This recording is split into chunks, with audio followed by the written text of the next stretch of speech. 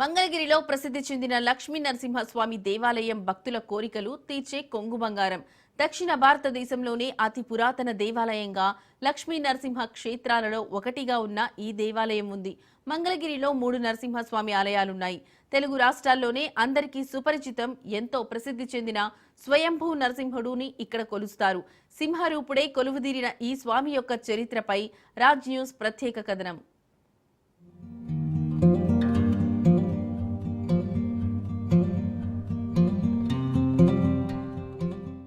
పానకాల లక్ష్మీ నరసింహస్వామి ఆలయంలో కేవలం నోరు విశాలంగా తెరిచిన స్వామివారి ముఖం మాత్రమే ఉంటుంది. ప్రహ్లాదుడి తండ్రి హిరణ్యకశపుని వదనాంతరం శ్రీ నరసింహస్వామి చాలా భయంకర రూపంతో రౌద్రంగా అందరినీ భీతిగొలుపుతూ ఉన్నారు.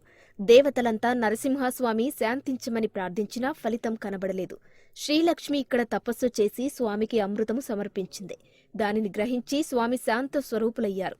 ఈయనే మంగళాద్రిపై పానకాల లక్ష్మీ నరసింహస్వామి వెలిసినట్లు స్థల పురాణం చెబుతోంది. ఈయనకి భక్తులు కృతయుగంలో అమృతాన్ని, త్రేతాయుగంలో ఆవు నెయ్యిని, ద్వాపర యుగంలో ఆవు పాలను సమర్పించారు. కలియుగంలో భక్తులు స్వామివారికి బెల్లపు పానకాన్ని సమర్పిస్తున్నారు.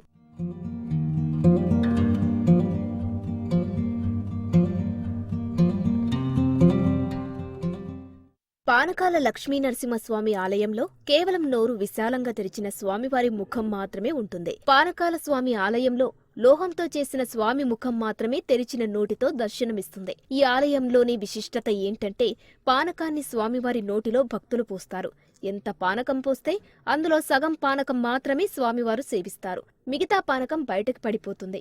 మిగతాది పూజారులు భక్తులకు ప్రసాదంగా ఇస్తారు.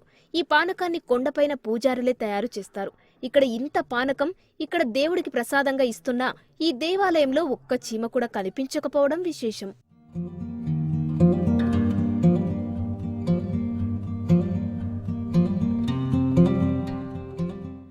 పానకాల లక్ష్మీ నరసింహస్వామి ఆలయంలో కేవలం నోరు విశాలంగా తెరిచిన స్వామివారి ముఖం మాత్రమే ఉంటుంది. ఆలయానికి 4 వైపులా గాలిగోపురాలున్నా తూర్పున ఉన్న గాలిగోపురం నిర్మాణ శైలి వల్ల ప్రసిద్ధికెక్కింది. మొదట విజయనగర రాజు శ్రీకృష్ణదేవరాయలు ఈ గోపుర నిర్మాణం చేపట్టి 3 అంతస్తులు కట్టించారు. తర్వాత కాలంలో అక్కడి జమీందారు రాజా వాసిరెడ్డి వెంకటాద్రి నాయుడు క్రీస్తు శకం 1807 నుంచి 1809లో ఈ గోపురంపై ఇంకొక 8 అంతస్తులు నిర్మింపజేశారు. 153 అడుగుల ఎత్తు ఉన్న ఈ గోపురం వెడల్పు 49 అడుగులు మాత్రమే. వెడల్పు తక్కువగా ఉండి ఇంత ఎత్తుగా ఉన్నా ఇలాంటి గోపురాలు అరుదుగా కనిపిస్తాయి. అందుకే ఇది ప్రసిద్ధికెక్కింది.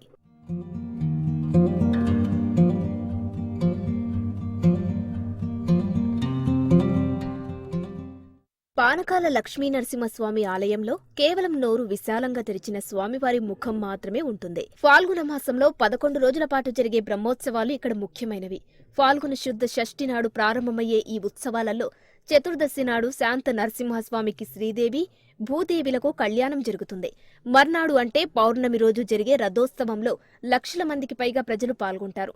స్వామి దేవేరులతో సహా ఊరేగే ఈ పెద్ద రథం లాగడానికి భక్తులు పోటీ పడతారు. కనీసం ఆ రథం తాళ్లు తాకినా పుణ్యమేనని భావిస్తారు. ఈ సమయంలో ఇక్కడ జరిగే తిరునాళ్లు కూడా ప్రసిద్ధికెక్కింది.